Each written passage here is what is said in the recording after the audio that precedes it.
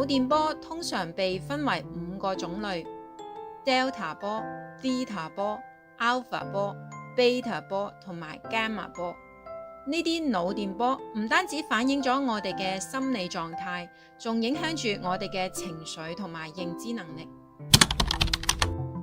Delta 腦波係最慢嘅腦電波，嗰個頻率處於0.5至4 Hz 之間。通常呢，喺好深嘅睡眠狀態嘅時候就會出現。呢種腦波同身體嘅自我修復啦、免疫系統嘅增強啦，同埋深層嘅放鬆有關。喺呢種嘅腦電波狀態之下，大腦呢就會進入完全嘅休息狀態，咁係有助於身體嘅恢復同埋再生嘅。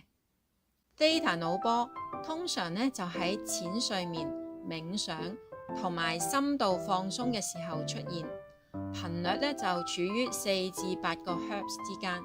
佢同你嘅創造力啦同埋想像力有關，令你能夠進入潛意識，發現內心深處嘅諗法。Alpha 波係一種放鬆嘅腦電波，佢嘅頻率處於8至12個 Hz 之間，通常咧就喺清醒但係放鬆嘅狀態之下出現嘅。譬如靜坐嗰陣，呢種腦電波有助於提升記憶力啦，同埋整體嘅心理健康。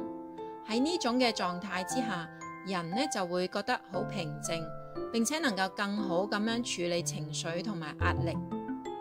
Beta 腦波就係同清醒狀態同埋高度集中有關嘅腦電波，佢嘅頻率呢就處於12至30 Hz 之間。當你喺解決問題同埋同朋友討論嗰陣，呢種腦電波就會增強。雖然佢令到你集中注意力，但係喺呢種嘅狀態之下，潛意識嘅聲音就會被忽略。Gamma 腦波係大腦活動入面頻率最高嘅腦電波，頻率通常喺30個 Hz 以上。當我哋處於 Gamma 腦波活躍嘅狀態之下，通常呢就會感受到好高嘅集中力啦，同埋清晰嘅思維，咁亦都同心流呢種狀態有密切嘅關係。